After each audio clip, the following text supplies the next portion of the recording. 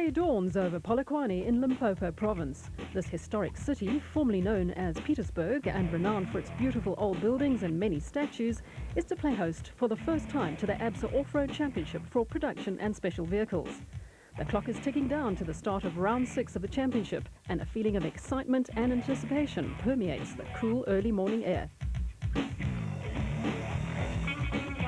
Willie Prinsloo of organising Club Koppel talks about the route.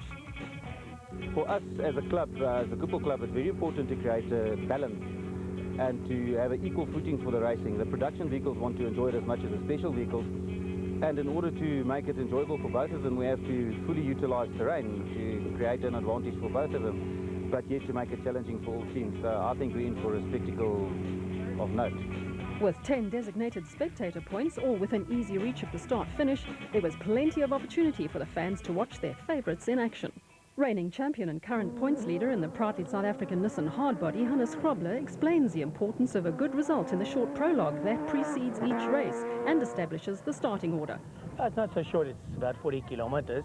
But yeah, if it's dusty like what it is at the moment, if you start tomorrow 30 seconds behind the front guy and there's no wind, you're going to battle, you're going to fall back within 5 kilos, you're going to fall back maybe a half a minute or a minute to stay out of the dust, and it's going to be very, very difficult to pass the guy in the front. So the guy in the front's got a little bit more confidence if he's there in the front. The only problem there is that you have to look for the road. The guy in the front has to basically run onto the pace, and everybody is running behind him, and he tracks, you know. But yeah, I like to drive in the front, and I think it's good to be in the front. Teammate Alfie Cox, second in the championship, has won the last 3 races. Yeah, sure, you know, it's got closer and closer, the championship between Hannes and myself, and we're not finishing the first 2 races, and then them having some problems in the last 3. And winning the last 3, you know, the feeling of winning is just, it's a great feeling. So it's down to the last 3 races, and it's, you know, we've got no team orders, so it's every man for himself. And a little bit of extra that's added now is Duncan Foss is here with the new, you know, the Super D, and I'm sure Duncan wants to show us that he hasn't got soft in his old days driving track car, you know, so he's going to try and prove a point in the new car as well.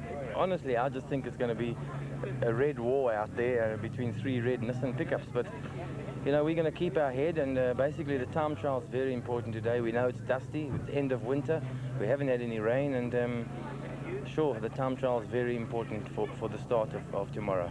Manfred Schroeder and Alec Harris are joint second in the Class D Championship in the Ford Racing Ranger. The way the point system works, there's 8 races and there's 7 races to count. We've dropped 1 race, so for us now we can't take too many more chances. We have to finish the rest of the races. In the way we drove Lesotho, we weren't racing at all. We were going for a finish, and we ended up with a 2nd in class and 3rd or 4th overall. And now we're back up there with the points again. We've got our races that we sort of target that I sort of prefer racing. Mafeking was one of them. Here nobody's raced before, so you don't really know what to expect. So first we're going to go for a finish here as well, try and see how many points we can pick up, and hopefully, you know, we'll be on top of the championship again. Privateers Henry Zamatin and Bodo Schwegler lead the Class D Championship in the Mastercraft Ryobi Mitsubishi. Yeah, the strategy has to change. You know, we've gone for consistency and reliability, making sure we finish all the events. We're now just about at the end of the season with possibly 2 or 3 races to go, and with our championship having to lose 1 event, your worst result you drop. We've decided, well, if we drop our worst event, we're now tied first with another 2 vehicles, and now we have to actually open the taps up and actually start racing a little bit more.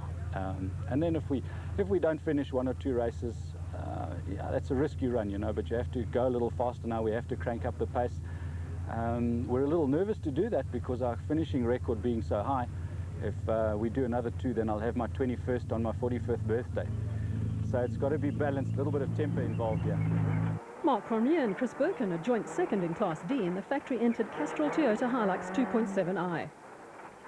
The last event was the Lesotho event, and it was a really tough event. I think from a privateer point of view, I really felt for them. It was a killer.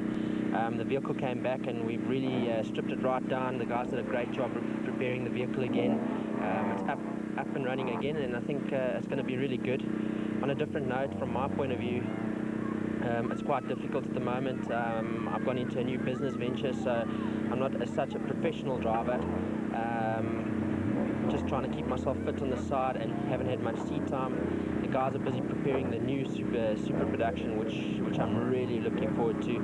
I mean, I'm out at the workshop every morning basically just to see what's going on and how the progress is going. It's looking really good. My brother's also quite keen to get involved. I mean, both of us are going to be in the same class again, and with the same team. It's going to be a struggle from day one. He's going to be quick. He always has been, and I think it's going to be an interesting year next year. I'm really looking forward to that. Reigning Class E champions Hugo and Jaap de Bruyn are third in the championship in the Castrol Toyota Hilux 2.7i. Ons het 'n baie verskillende seisoen van hierdie jaar as laas jaar. Laas jaar het alles vir ons in plek geval. En hierdie jaar moet ons ry om ons kampioenskap te verdedig. Ons het laas jaar die kampioenskap baie makliker gewen as hierdie jaar. Ons het baie strawwer kompetisie hierdie jaar, maar vir die laaste 3 races, miskien 4, hang nou maar af wat gebeur met Leidenburg. Moet ons hard werk, jy weet, ons het Zayn en Chris as ons grootste kompetisie. Die bakkie word elke keer die beste van ons vermoë voorberei, jy weet. Off-road racing het nie net meer 'n sport geraak wat dit 'n paar jaar terug was, wat jy gou vir 'n Saterdagmiddag kan ontspan, jy weet, hierdie bakkie word, dis 'n werk, dit het op werk geraak vir ons op sy eie om hierdie bakkie elke keer voor te berei. After 5 rounds, this is what the championship looks like, with all titles still very much up for grabs.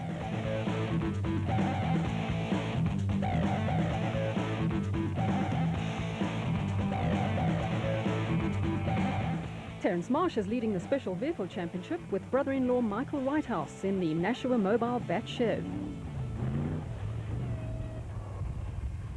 The dynamics of the sport have changed quite dramatically over the last couple of years. A couple of years ago, where we ran probably 300 horsepower as the maximum cars out there. Not only has that changed, the cars now between 400 and 550 horsepower, but the terrain itself, the sport has really grown phenomenally, and the terrain is a lot harder and tougher now. And just finishing and competing in these events is become difficult on its own. So it's really been exciting, all these changes, but we've had to adapt as drivers to these different challenges.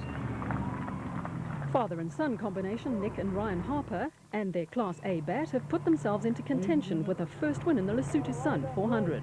We're now lying second in the championship, and we've got three races left, and we've got to be able to keep the car together. Drive very fast, but drive conservatively. That's what it's all about with these cars. You've got to keep them together, but you've also got to go like the clappers. It's a very competitive class, Class A. We've had 5 races this year and 5 different winners in Class A, and that's what makes it very difficult. We're a privateer, so I can't just throw everything at the car. We've got to be conservative. We've got to race and think about what's going to happen at the next race, because we haven't just got all the money in the world to throw at it. And we got to just make sure that this car holds together for the rest of the season. Evan Hutchison and Trevor Ormerod are having a dream first season together in the Class B motorized racing bat Nissan. I started racing quads on my own as a privateer, using my own money, and fortunately we had some success, and I needed to take that success and try and turn it into a professional operation in order to try and create some income for the team and to go racing on a more professional level, because it is a very expensive sport and it's very difficult to do it without sponsors. So I've been doing it for long enough that by the time I got to the cars, I realized that there only is one way that you can do this, and that is on a very professional level. We were confident that we would be able to get some results this year, and that's obviously also very important for the sponsors, that you can promise them some results. But as well as that, you need to have a very professional operation with regards to the way the team looks, with regards to the way the team runs. We spend a huge amount of time on working on the car. We strip the whole car down between every single race. Everything gets stripped, everything gets checked, everything gets rebuilt. So there's a huge amount of work and effort that goes in behind the scenes that you don't really normally get to see. It's not just the fun we have on the race day, it's all the hours and hundreds of hours that get put in behind the scenes with regards to prepping cars, with regards to running the whole program, the motor ride program, trying to get the right amount of exposure out there so that the sponsors are happy. So yeah, it is very involved and quite in depth, but it's worthwhile. We love it. With 3 races remaining, it's tight at the top of the title chase, with Hutchison and Ormerod clear leaders in Class B.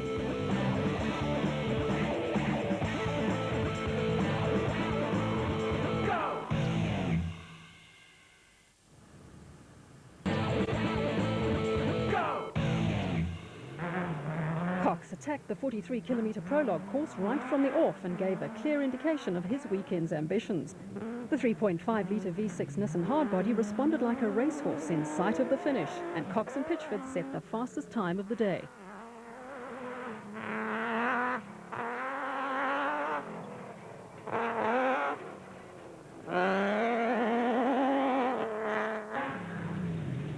Was also holding nothing back at the wheel of the second proudly South African Nissan.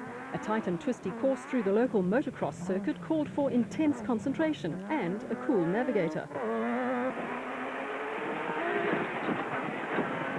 So links op, links op. Stop, ja, weer rechts. Kom maar rechts. Zet op en dan om die boom links.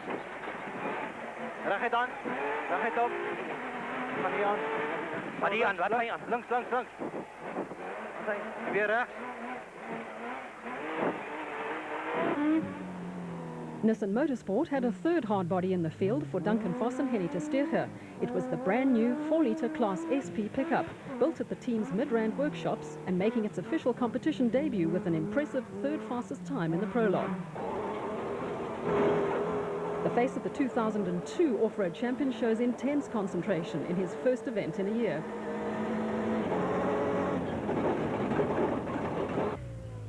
Will Battershill and Reg Sutton scored their first pole position in the special vehicle category with a spirited drive in the BSI Rob Steele Jimco.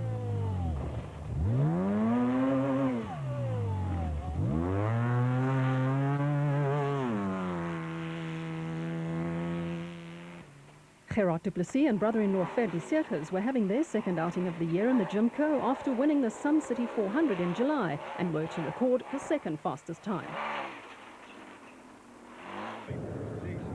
Championship leaders Marsh and Whitehouse put the V8 power of the Nashua Mobile bat to good use to score the third fastest time at the end of a hot and dusty day.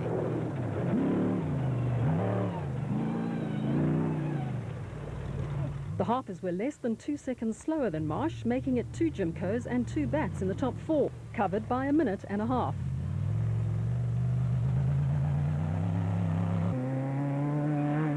Mark Cronje and Birkin headed the Class D contingent in their Castrol Toyota and put in the 4th fastest time among the special vehicles, 4 minutes behind the more powerful Nissans. Quickest privateer in Class D was local businessman Arnold du Plessis in his Coca-Cola-backed BB Auto Nissan hardbody, who was just half a minute slower than the factory Toyota. Clint Gibson and Marcel Trethui had a good run in the Gibson plant hire bat to record 5th fastest time among the specials. Heavy dust on the prologue was a taste of what was to come on Saturday.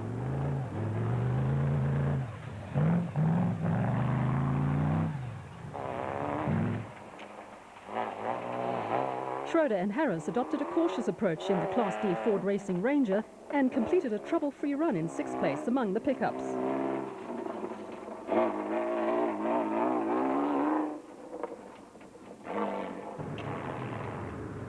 Nardis Alberts and Colin Hunter were debuting a new Nissan V6 engine in their Aceco and were delighted to emerge fastest among the Class S contingent.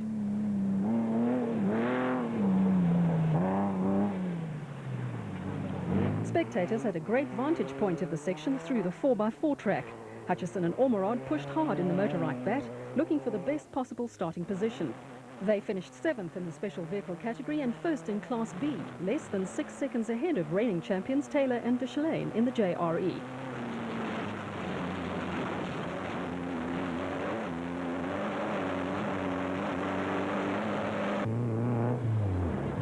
Privateers Chris Visser and Jappie Badenhorst attacked the course with enthusiasm and had the Tyco Trucks Toyota Hilux airborne on the 4x4 track.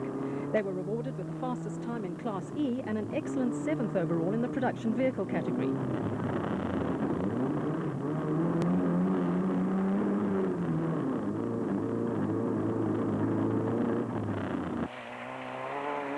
Reigning Class B champions Taylor and Deschalaine were determined to give championship leaders Hutchison and Ormerod a good run for their money in the JRE and were pleased to have kept their rivals in their sights. Father and son Bez and Etienne Besaitnout were third in Class B in the Adenker, Sandmaster a slim 3 seconds behind Taylor and Deschalaine. Solo driver Herman Solwald yumps his mighty mag to fourth in Class B. Nick Gosler back to full fitness after a major accident at last year's Sun City event, and George Bowie in the Kopanon Hotel Super Team race car were second quickest in Class S. Fast Class A combination Gary Berthold and Siegfried Rousseau were delayed by a puncture and an overheating engine in their Advansoft iBurst bat, finishing an unaccustomed 12th in the special vehicle category.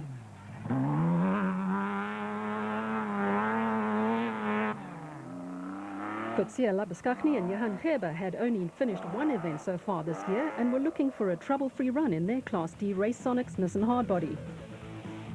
So it was a 3-car red wash at the top of the results, with Cox throwing down the gauntlet to his more experienced teammate Krobler. Most of the major players in the special vehicle category were up at the sharp end of the field, and the scene was set for an exciting battle for honours in the first Ford Motorride Limpopo 400. First time here in Polokwane, and it's new for everybody, and we've just had really tight sections, riverbeds, rocks, thick sand, and it was very technical this time, and I knew the time trial is the most important thing if we want to do well tomorrow because of the dust. We're nearing the end of winter and there's just been no rain, and so we put the hammer down today, and I think we're 20-something seconds quicker than Hannes and them, which is brilliant for us. And tomorrow, obviously, if we could win, we don't know what the specials have done, but if we can get it overall, it's going to be good to be able to control in the dust tomorrow.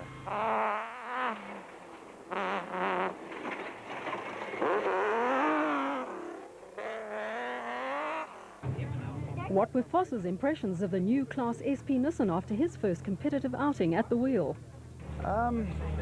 You know, before I drove the T truck, which is a lot more modified, you could say, compared to the SP. But I'm surprised. I've driven it probably 4 or 5 times now, and it's a very impressive vehicle. You know, the motor, the gearbox, the suspension, everything works as a package, and it's I think it's going to surprise people as to how fast it's going to be. Are you happy with your prologue time? We third overall. The 2 Nissan T trucks are ahead of me. I would have liked to have been closer to them, but considering the circumstances, I'm pretty happy.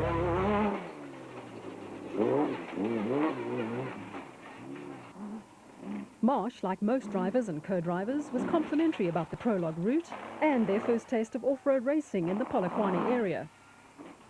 The time trial was a bit of everything. It was really, it was tough, hard work, a lot of fast sections, a lot of rough sections, and required a lot of good navigation. And I think Mike had a really good run there, and I think it helped us a lot not making any mistakes, because there was a lot of mistakes to be made there. The Harpers were also happy with their 4th place performance.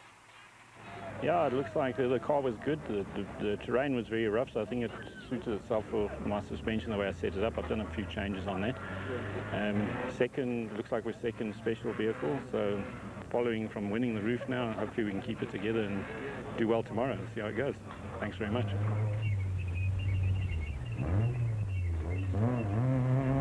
Castrol Toyota's Mark Cronje, a successful track racer, found the faster sections much to his liking. Prologue was a tough, a bit of everything, a mix of rough, a mix of fast. I really enjoyed the fast. There were times where I was really tucking down my head because we just get it a little bit quicker, but unfortunately that's as quick as we could go. The Hilux performed faultlessly, turned in really well in the fast stuff, and it helped a lot, and even in the tight. And I think again the guys have done a great job. Let's just say thanks to the team. Despite an unusual incident on the start line, Motorride Racing's Hutchison was pleased with his and co-driver Ormerod's efforts. Yeah, we had a good prologue. We had a little bit of a rough start. My visor unclipped itself at the start line, so I wasted a few seconds trying to sort that out. Anyway, we got going. It was a superb route, a very tight and technical route. So we attacked it with vengeance. We went as quickly as we possibly could without having any problems or making any mistakes. So it all went well. I think we've done quite well at our time. We're waiting for the time still, so hopefully we're up there And fortunately, we had no major mistakes, so we will be starting up at the front of our class, and that's where we want to be for tomorrow. It's the most important place to be. Ford Racing's Schroeder enjoyed a smooth, clean run in the Class D Ford Ranger. Oh, the route was lovely. I mean, if it's all like this tomorrow, really looking forward to it. There's such a variation of, you get very fast stuff, and then you get very rocky stuff, and then you go through riverbeds, and then it's lovelier. And I'm really looking forward to racing tomorrow. But the route, in the prologue, we took it relatively easy over the rough stuff. I love that fast rally type stuff. You know, there we try to make up time on the other guys. I'm really looking forward to it. Hopefully, I think we're in the top 3 in the Class D. And yeah, we'll see what happens tomorrow.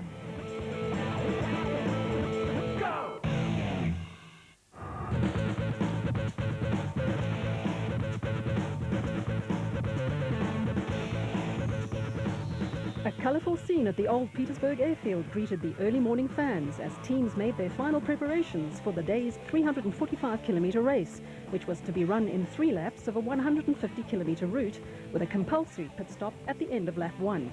President of the Motorsport South African Off-Road Car Commission, Piet Swanepoel, explains what the race means to Polokwane and Limpopo province. Yes, from our side, it's a national championship and we have to do it in every province, unfortunately 9 provinces and 8 events in the championship, but we potentially identified this area as an area we'd like to be in, our partners would like to have been in a year ago, and here we are. I think for the area, for the emerging market in this area, it's very important, and for us definitely very important to be in this area and to be seen in this area. Thus far it's been a huge success, and I think the full economic impact will only be realized by the community 2-3 months down the line, because we have brought fantastic amounts of money. If you look at the amount of competitors multiplied by whichever figure you think a person is spending, it brings a lot of money into the area and economically justified to be in this area. The official race clock counts down the final seconds to the start, and Cox and Pitchford get the show on the road in the sweet-sounding Nissan hardbody.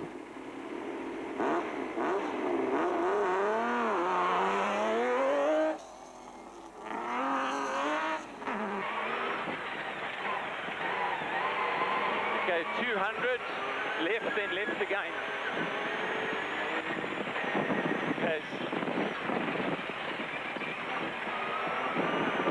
Okay, sharp left. Okay, 200.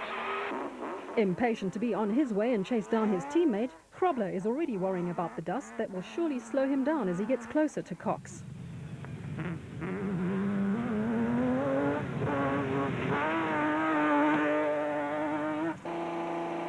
As experienced as the drivers are, the butterflies still flutter as the starter counts you down. Vos and Versteeghe have not raced yet this season, and their new pickup has still to prove itself. At this early stage, it's looking and sounding good.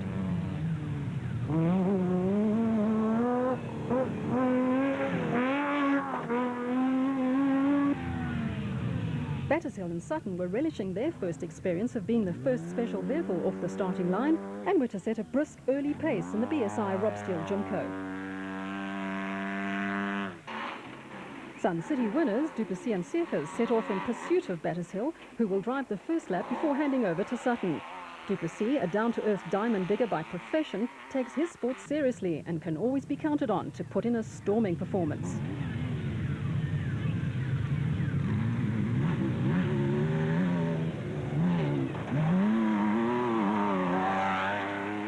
Marsh and Whitehouse know they need to be more aggressive on this event if they want to win the championship, and will do more than count on the reliability of their Nashua Mobile bat.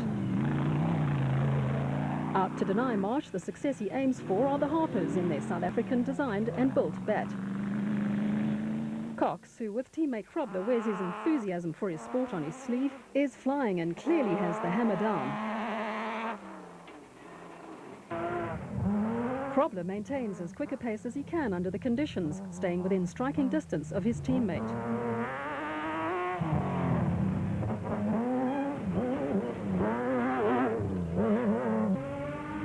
Staying with Krobler and demonstrating that the new, less modified 4-cylinder Class SP Nissan can hold its own, Vos is fast and the proudly South African hardbody is sounding good.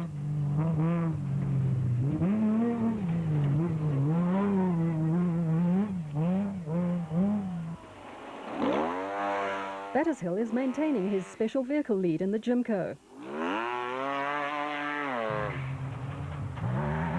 while Duplessis is pushing in the dust to keep the gap between him and Battershill to around 24 seconds that separated them at the start. Marsh hurries through the harsh terrain, tinder dry at the end of winter and long after the last rains. The Harpers keep station within striking distance should Marsh have a problem.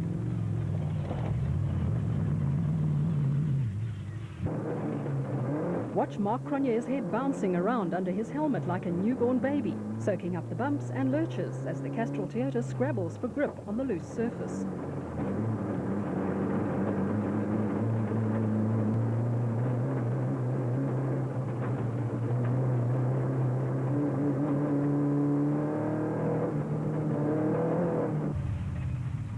Gibson and Trethewey, one of 3 lady co-drivers in the race, are looking for their first finish since the opening round of the championship, and the Gibson plant high bat is sounding good. So is the Coca-Cola BB Auto hardbody of Arnold Duplessis and Johan Knox, holding on to second place in Class D. Gary Berthold and Siegfried Rousseau, in the unfamiliar role of chasers, were steadily climbing through the field in the Advansoft iBurst bat.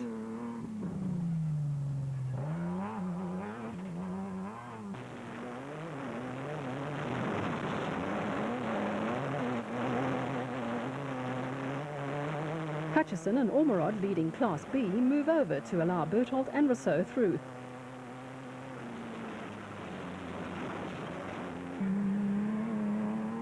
The blue Ford of Schroeder and Harris is still holding third in Class D and pushing hard to stay with Cronier's Toyota and Duplessis' Nissan ahead.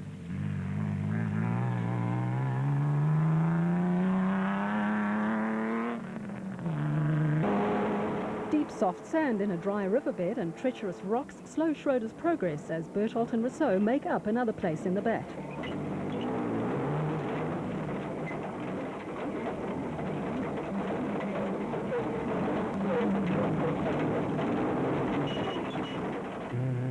Visser and Badenhorst were having another good run in the Class E Tyco Trucks Toyota and were keen to increase their advantage over championship leaders Zane Pierce and Henny Vosloo, who started 11 places behind them after breaking a side shaft in the prologue.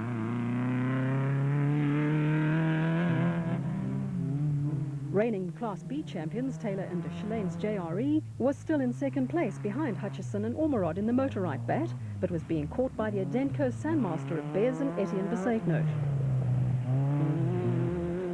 The Besaitnotes were mounting a strong challenge to the Class B hierarchy after sorting out the gearbox problems that had plagued their season to date.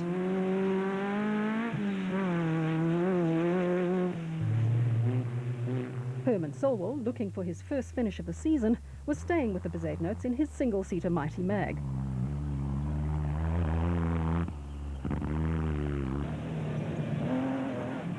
Nick Gosler and George Bowie were hanging on to Solwald and Besaitnote in the Kopenong Hotel Super Team Raceco.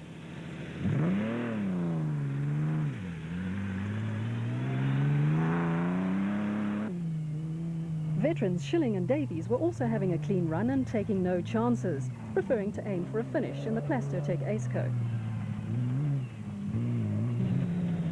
Brothers Yuri and Andre Duplessis have had a steady season to date in the second BB Auto Nissan, but they were fated to go out with a broken prop shaft before the end of the first lap. Labuskachny and Gerber were to last only until halfway through lap 1, when their Raysonics Nissan's transfer case broke and they were forced out.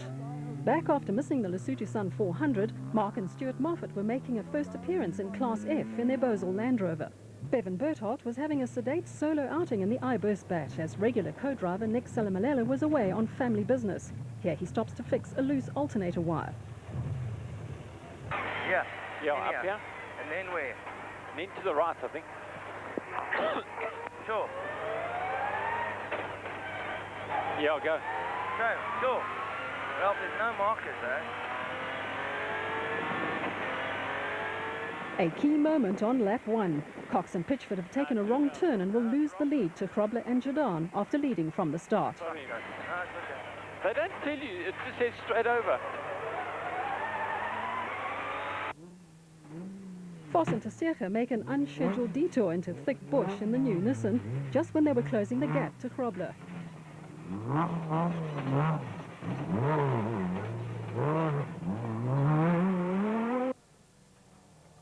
Battershill and Sutton in the Jimco are in danger of losing their lead as they have the Jimco of Duplessis and Seegers right on their tail as they negotiate a steep, rocky decline.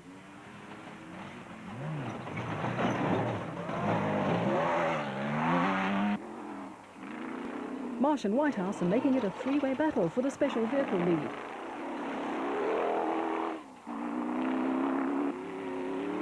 The Harpers are also not far behind, the Bat having a trouble-free run. The Gibson and Trethewey Bat was also within striking distance as they approached the end of lap 1.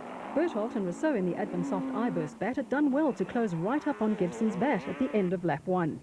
First into the designated service point at the start-finish was the Nissan hardbody of Cox and Pitchford, who had managed to repass Grobler and Jordan when they took a wrong turn not far from the pits. Grobler followed his teammate into the compulsory pit stop just 28 seconds behind after just over 2 hours of hard driving.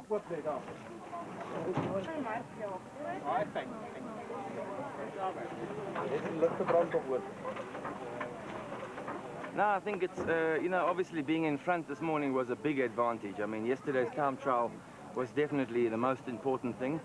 And then crossing the Ron Road crossing that never said left or right, the route schedule. So we just turned right and it was straight. So Hannes and them got in front of us, but then down into the riverbed, there was a bit of a 4x4 section where you had to find your way, and we just took next to them and eventually dropped in the riverbed together. And you tell us what happened then, Hannes. We went right there. We were concentrating on Alfie and not on the markers. So we went right, and the road was going left in the riverbed, and we lost a little bit of time, and then we were in the dust again. And yeah, but it's tough, it's tight, and I think the dice is on, and it's going nicely. It's a whole new event, a new road, and none of us know what's going to happen. And I just think this is what's going to happen once Ford and Toyota get back. It's going to be like Hannes and I are today, because definitely the pressure's going to be on, and sure, we're racing each other at the moment, but I think when Cornea arrives and Woolrich, it's going to be really Ford, Nissan and Toyota really fighting it out like we're doing at the moment. The compulsory 15-minute pit stop gave the crews a chance to stretch their legs and drink something cool, while their pit crews refueled and attended to repairs and adjustments. For some, it was an opportunity to relax, wipe the dust and grime from their eyes and ears, and catch a breath. For others, it was a scramble to fix things and to straighten or replace bent components. For the spectators, who thronged the well-laid-out and accessible pit area, it was a chance to get up close to their heroes and even get an autograph or two.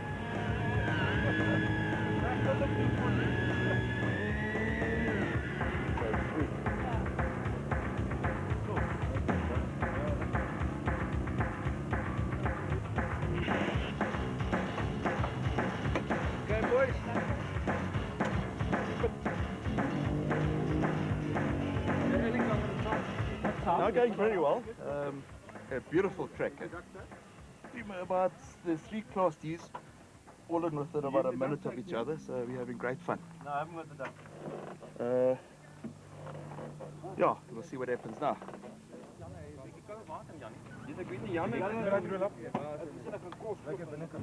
Going well.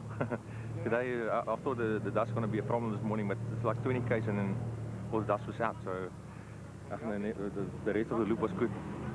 We're ending up, we're keeping a nice pace, and that's all we want to do, keep a pace, and luckily nothing's going to happen, I hope so. Mechanic, you're right, thank you.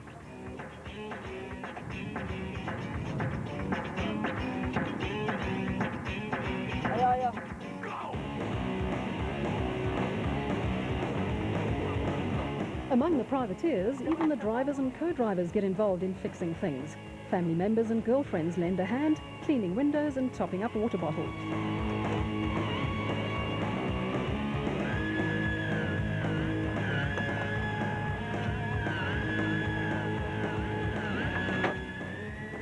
The rain is not too bad. There are some places where it's very rough and some places where it's very sandy, but we're taking it good.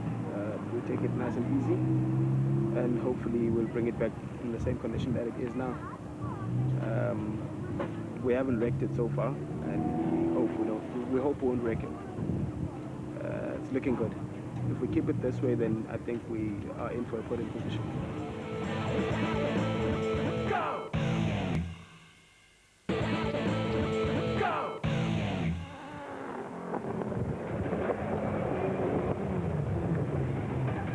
Cox led the field away in the red and silver Nissan pickup, but he was starting to experience an intermittent loss of power, and the team suspected fuel starvation problems. The problem, meanwhile, was itching to take back the lead he had briefly held towards the end of the first lap.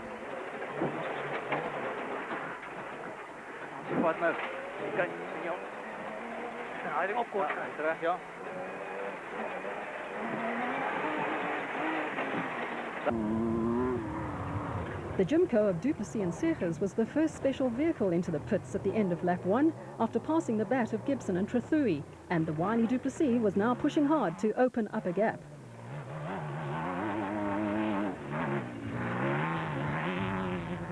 Gibson had led a 4-bat train into the designated service point, with Marsh, Harper and Gary Berthold finishing the first lap within a minute of each other.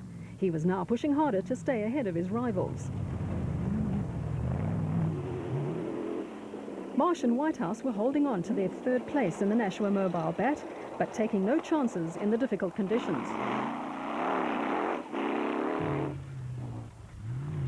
The Harper father and son combination seemed content to hold on to fourth, aiming for a finish in their unsponsored bat.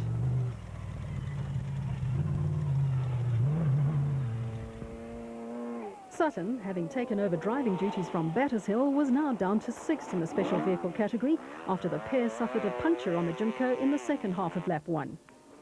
Gary Berthold was on a serious charge in the Advansoft iBurst bat, but was destined to retire just 20 kilometres from the finish with a broken upright.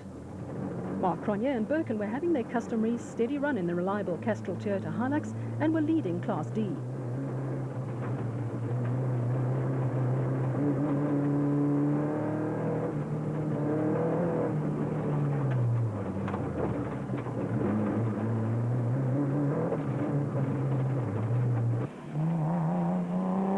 Schroeder and Harris were second at the end of lap 1 in the Ford Ranger, just 43 seconds behind the Toyota of Cronje and Birkin. They had passed the Nissan of Arnold Duplessis and Knox shortly before the end of the lap and had opened up a gap of about 50 seconds.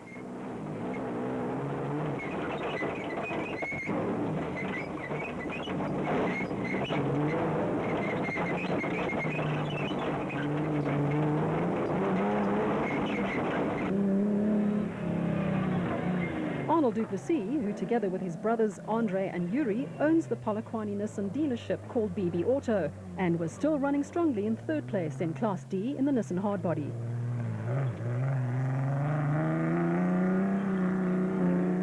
Hutchison and Ormerod were in control of Class B in the Motorite Racing Bat Nissan, finishing lap 1 7th overall in the special vehicle category and over 3 minutes ahead of the next Class B car.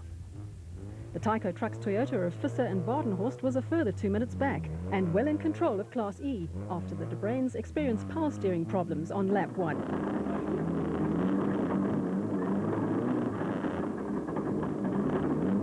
A spectacular and slow section of the route took them over a mountain and deep into a valley.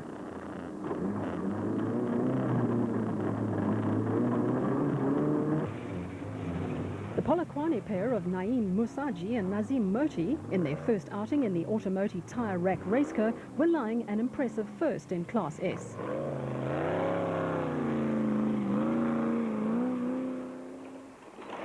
The Bazeknots were second in Class B in the Adenco Sandmaster and were now over 3 minutes behind leaders Hutchison and Ormerod. Taylor and Deschelaine had dropped back to third in Class B after a loose rock lodged itself between the power steering and the alternator, dislodging the belts. They managed to get going again after roadside repairs. Schilling and Davies were using all their experience to control Class S in the Plastotech Aceco. Gavin Cronje and Robin Houghton in one of the 4 factory Castrol Toyotas were fourth in Class D and battling to pass slower cars because of the thick dust. Teammates Paolo Piazzamosso and Oki Fari were close behind and running strongly despite the dust.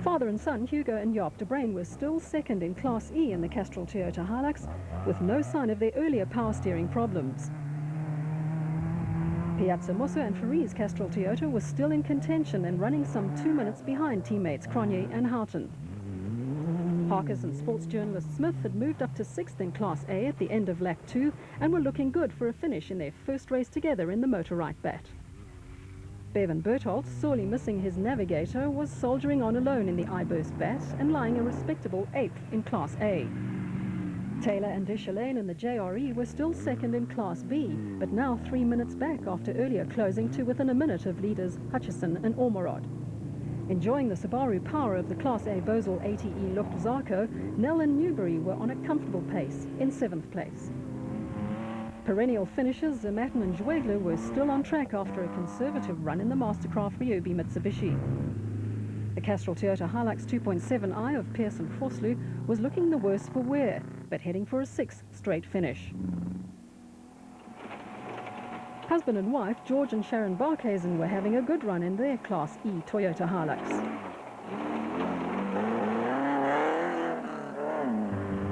The Moffat's Class F Bosel Land Rover was coping well with the conditions and still running strongly in lap 3.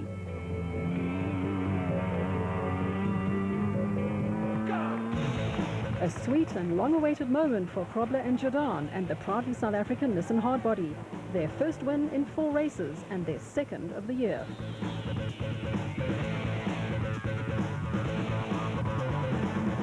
Applause and champagne are sweet at the end of a long, hard race.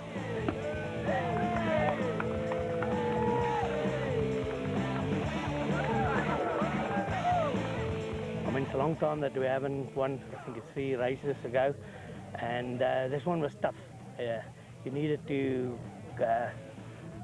as we say, think on your feet, but we were sitting on our backs, you know. But we were all the way, we were just thinking to get it home, and we had a bit of a misfire on the last lap, and we hoped that the thing would bring us back, and it's basically the last race for this vehicle, and it brought us a few championships, and yeah, I hope the other vehicle is going to be like that, and I think the competition will be a lot stiffer when we come back, and Ford and Toyota is there with their vehicles, and we're all in the same class. Well, sure, it was a tough event for a co-driver. Tough event. It was tough finding the route. We really had to put our eyes right through the windscreen, but very enjoyable, very demanding, and it's a nice one to win. Duplessis and Seegers duly took their second win of the season in only their second race, bringing the Jimco home 25 minutes ahead of the next special.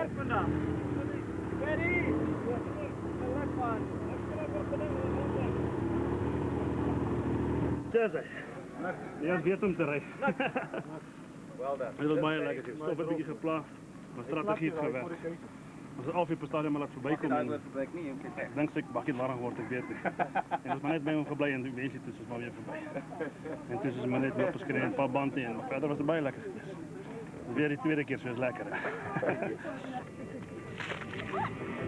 Despite a recurrence of the fuel starvation problems on the Nissan Hardbody, Cox and Pitchford finally made it to the finish and second place in the production category.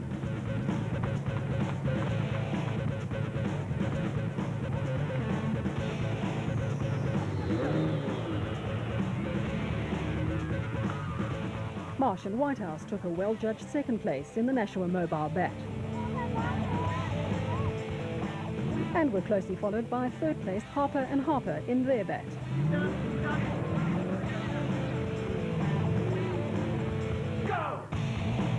First Class D vehicle home was the Castrol Toyota of Cronje and Birkin, third overall in the production vehicle category. It was actually a nice mixture of being rough and smooth. There were some parts that were very rough, there were some parts that were very, very slow. We actually pushed hard all day. We had Manfred about a minute and a half behind us at the end of the second lap, and we pushed hard. We managed to sort of get that up to about 2.5 minutes. I think he's actually coming in now as we are speaking. And yeah, it was a nice route. I think that for a first event, the guys actually did a hell of a good job, and thanks a lot to the organisers. I think we always appreciate coming to a new area and having a lacquer event. Schroeder and Harris were indeed second in Class D in the Ford Racing Ranger. Yes, no, very happy with second place. You know, the dust was so bad. We managed to catch Mark, and then, I mean, you get within 20 seconds and you can't see, so you have to back off again, catch him again, back off again. Eventually decided, no, it's not worth taking any risks. We'd rather finish second in class than not at all. I started hearing some strange noises coming from the back. We can't see anything that's broken, but we decided just to go for second in class and for finish.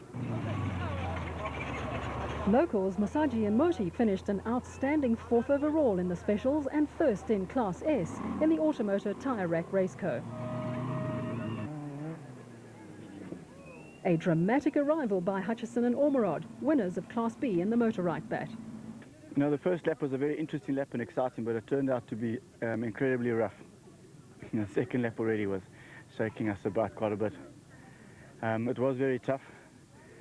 We left the pits in the second lap. Marcus and them were just behind us. I think they were about 20 seconds, so we pushed hard beginning of the third lap, and we got ourselves a nice gap. Pushed for about 40 k's and then just took it easy to try and bring it home without any problems. But we're very happy. You know, we're part sponsor for the event, so I'm just really, really happy for Motorite.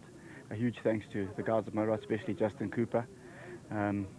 Without the support from these guys, I would never be able to get the results I'm getting. So just a huge shout out for them. And to be able to win our class on the day when we sponsor the event is special. And apparently Brandon's still going. We're hoping that he'll also be able to finish. It'll make a great day for us. But it was a great day racing. We're all very happy. Thank you very much. Visser and Badenhorst took Class E honours in the Tyco Trucks Toyota Hilux for the 5th time this year.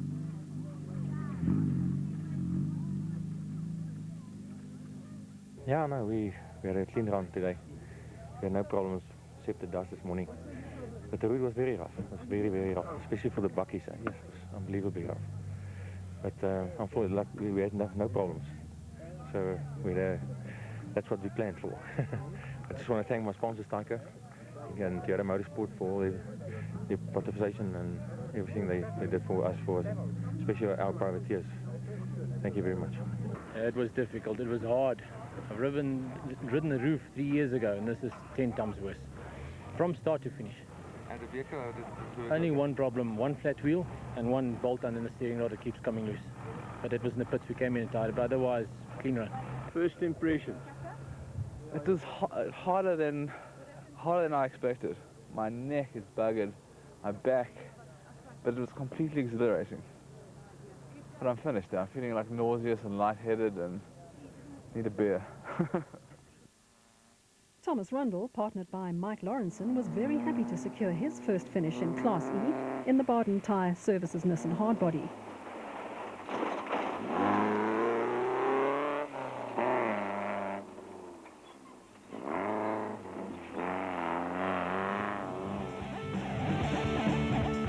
Overall honours to Nissan for the 5th time in a row, with Toyotas occupying 7 of the top 10 places, including Classes D and E. Another win for Duplessis and Seegers in Class A, and Hutchison and Ormerod in Class B, and 5 South African-built bats in the top 8.